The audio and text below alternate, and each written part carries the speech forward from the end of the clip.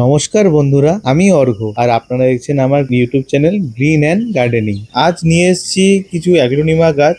না, কোনো রিপোর্টিং করব না, জাস্ট এর সম্বন্ধে কিছু ধারণা আপনাদেরকে দিব, যেটা আমার ব্যক্তিগত এক্সপিরিয়েন্সের উপরে হয়েছে। কারণ এর আগেও আমি অ্যাগ্লোনিমা এনেছিলাম বাড়িতে, তখন অবশ্য একটা গাছ এনেছিলাম। কিছু ভুলের কারণে সেই গাছটা মারা গেছে, আমার ভুলের কারণে।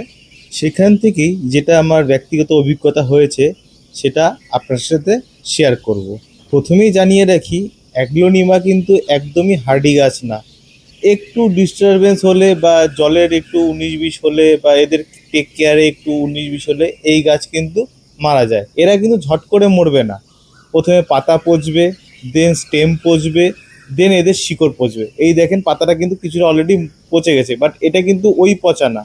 এরা জাস্ট এমনি হয়তো বেশি রোদ লেগে গেছিল, তার জন্য পচে গেছে। তো এই গাছ কিন্তু একটা জিনিস জানিয়ে রাখি, এই গাছ কিন্তু উজ্জ্বল আলো পছন্দ করে। ডাইরেক্ট সানলাইট কিন্তু এরা পছন্দ করে না। ডাইরেক্ট সানলাইটে রাখবেন তো এই গাছকে ভুলে যান। যাই হোক, আর এই গাছের মধ্যে প্রচুর রকম ভ্যারাইটি পাওয়া যায়। আমি হাতের সামনে আপাতত আজকে গিয়ে মোটামুটি 4 রকম কালার পেয়েছি, 4 রকম কালারই কালেক্ট করেছি। আশা করছি নেক্সট টাইম আরও কালার পাবো, সেটাও কালেক্ট করব। যাই হোক, এবার আসি গাছের ব্যাপারে। এই গাছ সাধারণত নর্মাল গার্ডেন সয়েলে এরা হয়ে থাকে, বাট আপনি যদি সেটাকে একটু বালু মিশিয়ে দিয়ে একটু ওয়েল ড্রেন করে নিতে পারেন তাহলে খুব ভালো। তাহলে কি হয়, এরা শিকড়টা অনেকটা ছড়াতে পারে এবং তাতে কি হয়, তখন এরা নতুন নতুন স্প্রাউটিং করবে, নতুন নতুন কুশি ছাড়বে এবং গাছটা অনেক ঝাঁকালো হবে। তবে এরা শিকড় কিন্তু এরা বেশি বড় হয় না, তো অল্প জায়গার মধ্যে এরা শিকড় অনেকটা ছড়িয়ে নেয়। তাই প্রথম এইটা জিনিসটা রাখবেন যে বড় গাছ এনেছি বলে বড় পটে দিব, এইটা এই ভুল কিন্তু কখনোই করবেন না। কারণ বড় পট দিলে এই জিনিসটা মাথায় রাখবে, বড় পট দিলে বড় বেশি মাটি দিতে হবে এবং বেশি মাটি দিলে আমাদের মনে হবে একটু জল দিই, একটু জল দিই, এই করে করে কিন্তু গাছটা মারা যেতে পারে। তো যাই হোক, আপনারা দেখবেন কতটা সাইজে পটে এনেছেন। আমি যেমন 6 ইঞ্চি পটের সাইজে এনেছি, তো সেখান থেকে খুব বেশি থেকে বেশি হলে এক সাইজ বড় মানে 7 ইঞ্চি বা 7.5 ইঞ্চি পটের মধ্যে আমি এটাকে রিপোর্টিং করব। তো যাই হোক, এটা আমি রিপোর্টিং এই কারণেই দেখাচ্ছি না, গাছটা সবেমাত্র এনেছি, দুদিন এটাকে রেস্টে রাখবো, কিছুটা আমার বাড়ির এনভায়রনমেন্টের সাথে এটা খাপ খাইয়ে যাক, দুদিন পরে এটাকে রিপোর্টিং করব। জাস্ট আপনার সাথে শেয়ার করার জন্য গাছটাকে আপনাদের দেখাচ্ছি। তো এই গাছ আপনি চাইলে এর থেকে যে নতুন নতুন স্প্রাউটিং হয় সেখান থেকে আলাদা করে করে নতুন নতুন গাছ করে নিতে পারেন। দেখতেই পাচ্ছেন এখানে অনেকগুলো স্প্রাউট হয়ে আছে এই রেড অ্যান্ড গ্রিন কালারের যে কম্বিনেশন কালারের যে পাতাটা আছে সেটাতে। আর এটা হচ্ছে লিপস্টিক, এটাতে কিন্তু একটাই স্টেম আছে, মানে একটাই গাছ আছে। তো বাদ বাকি গুলোতে কিন্তু একটা একটা করে আছে, শুধু এই রেড অ্যান্ড গ্রিন যেটা আছে সেটাতে কিন্তু অনেকগুলো স্প্রাউট আছে। আমি চাইলে সেটাকে আলাদা করে আরো গাছের সংখ্যা বাড়াতে পারি, বাট এই মুহূর্তে বাড়াচ্ছি না। তো নেক্সট আমি যখন রিপোর্টিং করব, বড় পটে দিব, তখন এটাকে আলাদা আলাদা করে গাছের সংখ্যা কিছুটা বাড়িয়ে নেব। শীতকালে অ্যাগ্লোনিমার একটু ঝিমিয়ে পড়বে, কারণ সে সময় হচ্ছে এদের ডরমেন্সি টাইম চলে। তো সেই সময় একটু ঝিমিয়ে পড়বে, তাতে কোনো ভয় পাবেন না। শীত যেই পেরিয়ে যাবে, মোটামুটি ফেব্রুয়ারি শেষের দিকে বা মার্চ মিডলে এরা কিন্তু আবার ঝাড়া দিয়ে উঠবে।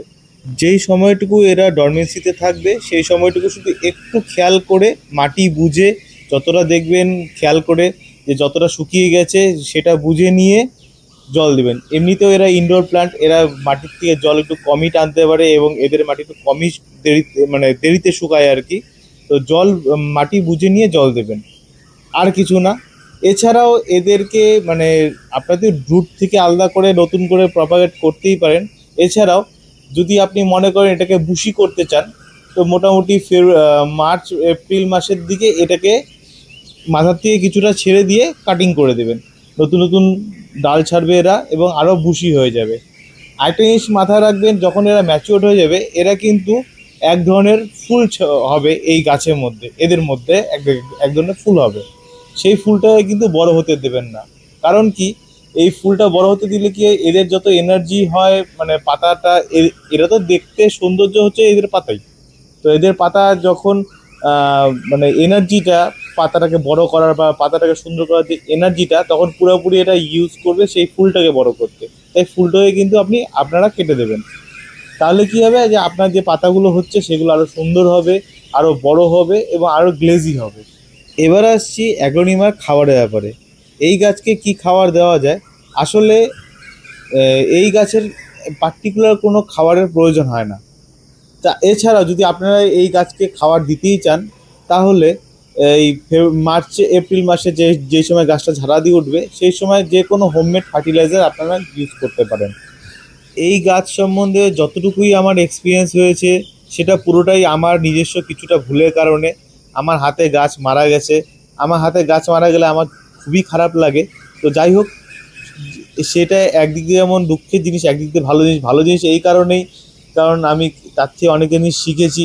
আগামীতে আমার হাতে গাছ মরবে না, সেটাই আশা করছি। আর আমিও চাই যাতে আমার এই ছোট্ট এক্সপিরিয়েন্সে আপনাদেরও কিছুটা উপকার হয়। আর এছাড়াও যদি আপনারা নিজস্ব কোনো অভিজ্ঞতা থেকে থাকে বা এক্সপিরিয়েন্স থেকে থাকে, অবশ্যই আমার সাথে সেটা শেয়ার করবেন কমেন্টের মাধ্যমে।